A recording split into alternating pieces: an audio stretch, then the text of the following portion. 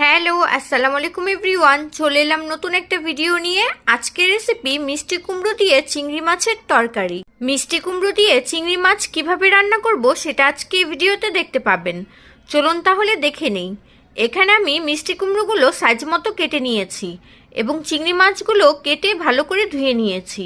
চলুন তাহলে রান্নায় চলে যাই। তরকারি রান্নার জন্য একটি হাঁড়ি চুলায় বসিয়ে দিয়েছি। এখন এর মধ্যে দিয়ে দিব পরিমাণ মতো তেল। এখন দিয়ে দিব 3 থেকে 4টা পেঁয়াজ কুচি,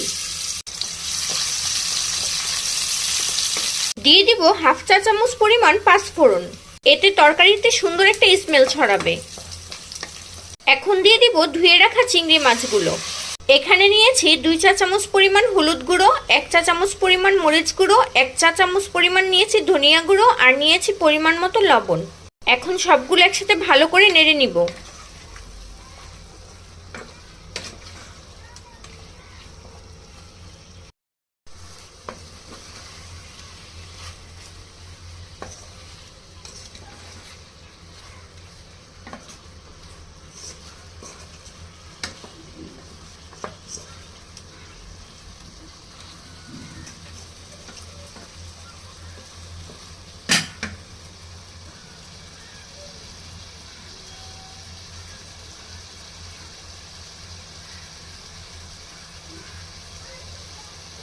এখন দিয়ে দিব সামান্য পরিমাণে পানি।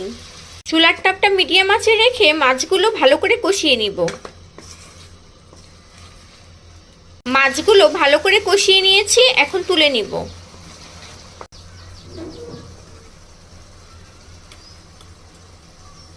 এখন এই মশলার মধ্যে দিয়ে দিব কেটে রাখা মিষ্টি কুমড়োগুলো। এখন একটু ভালো করে নেড়ে চেড়ে নিব।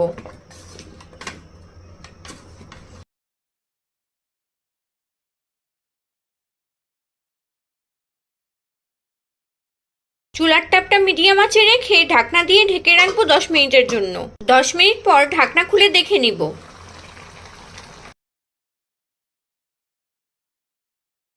এখন দিয়ে দিব পরিমাণ মতো পানি।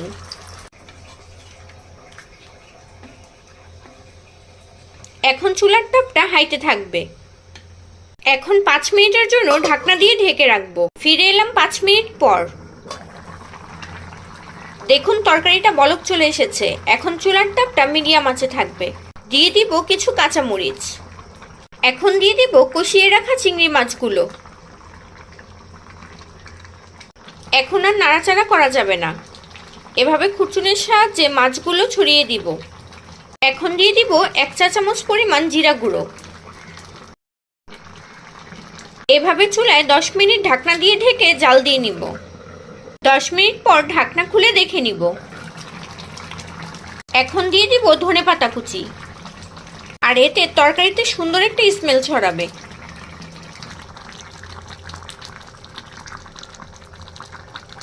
তরকারিটা এখন পারফেক্টলি ডান।